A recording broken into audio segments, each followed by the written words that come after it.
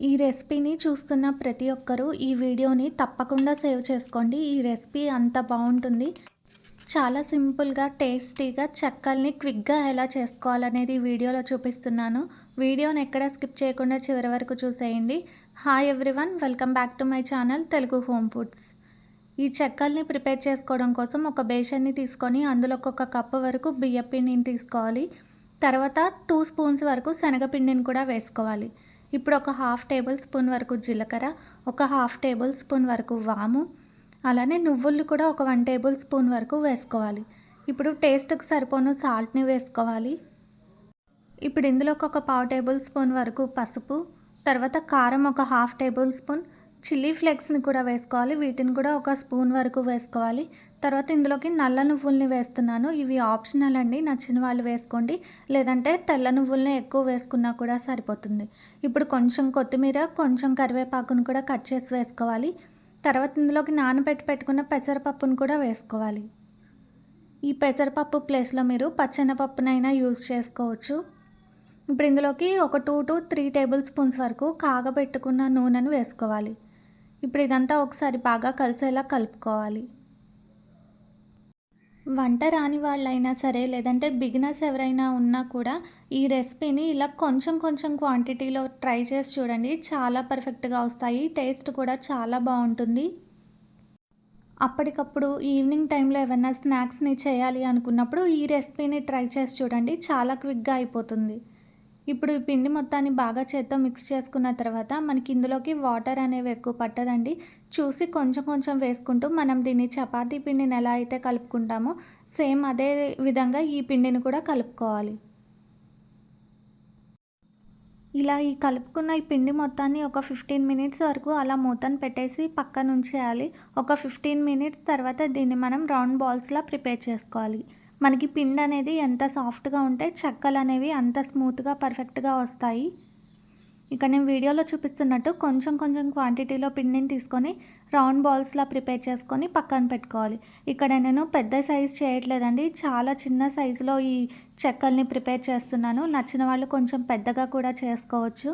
ఇలా పిండి మొత్తాన్ని ఇలా బాల్స్‌ని ప్రిపేర్ చేసుకొని పక్కన పెట్టుకున్న తర్వాత వీటిని చెక్కల్లా ప్రిపేర్ చేసుకోవడం కోసం ఇక్కడ నేను ఒక చెక్కని తీసుకొని దాని మీద బటర్ పేపర్‌ని వేస్తున్నాను. ఇప్పుడు దీని మీద ఒక రౌండ్ బాల్‌ని పెట్టుకొని పైనుంచి మళ్ళీ ఒక బటర్ పేపర్‌ని పెట్టి నేను వీడియోలో చూపిస్తున్నట్టు ఒక ఫ్లాట్‌గా ఉన్న డబ్బాని ఒకదాన్ని తీసుకోవాలి. మనకు అడుగు అనేది ఇలా ఫ్లాట్‌గా ఉంటేనే చెక్కలనేవి పర్ఫెక్ట్‌గా వస్తాయి. ఇప్పుడు వీడియోలో చూపిస్తున్న విధంగా దీన్ని ప్రెస్ చేసుకుంటూ చుట్టూ స్ప్రెడ్ చేసుకోవాలి. మనకి ఈ చెక్కలనేవి ఇలా డబ్బాతో ప్రిపేర్ చేసుకుంటే చాలా పర్ఫెక్ట్‌గా వస్తాయి. పూరీ ప్రెస్ ఉన్నవాళ్ళు దాంట్లో కూడా ఈ చెక్కల్ని ప్రిపేర్ చేసుకోవచ్చు. పూరీ ప్రెస్ లేని వాళ్ళు ఇలా ఒకసారి ట్రై చేసి చూడండి. మనకి పర్ఫెక్ట్‌గా ఈ చెక్కలనేవి వస్తాయి. చూసారు కదా! మనకి ఇది కొంచెం మందంగానే ఉండాలి. మరీ పలుచగా ఉన్నా కూడా పిండి అనేది విరిగిపోతుంది కాబట్టి ఇక్కడ నేను వీడియోలో చూపిస్తున్నట్టు ఈ విధంగా చేసుకుంటే సరిపోతుంది.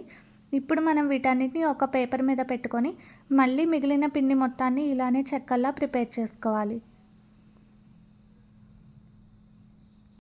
చూసారు కదా! ఈ టిప్‌ని ఇంతవరకు తెలియని వాళ్ళు ఎవరైనా ఉంటే ఒకసారి ట్రై చేసి చూడండి. ట్రై చేసిన తర్వాత ఎలా వచ్చాయనేది నాకు ఒక చిన్న కామెంట్ చేయండి.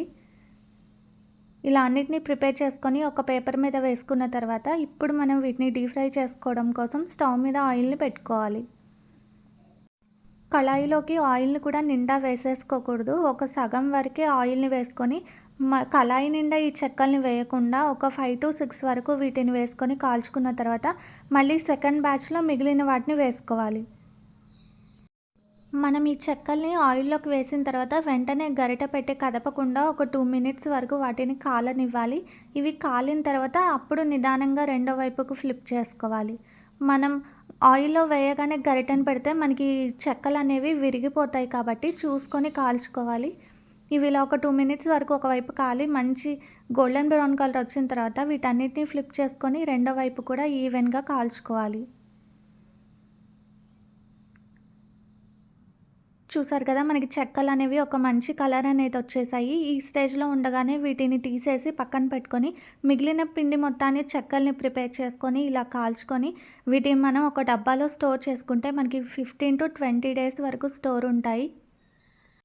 ఈవినింగ్ టైంలో అప్పటికప్పుడు పిల్లల కోసం ఏదైనా స్నాక్‌ని చేయాలి అనుకున్నా, పండగల టైంలో పిండి వంటలను ఏమన్నా చేసుకోవాలి అనుకున్నప్పుడు, ఇలా కొంచెం కొంచెం క్వాంటిటీలో ట్రై చేసి చూడండి. చాలా టేస్టీగా, పర్ఫెక్ట్‌గా ఉంటాయి. వీడియో నచ్చితే తప్పకుండా ట్రై చేసి ఎలా ఉందో కామెంట్ చేయండి.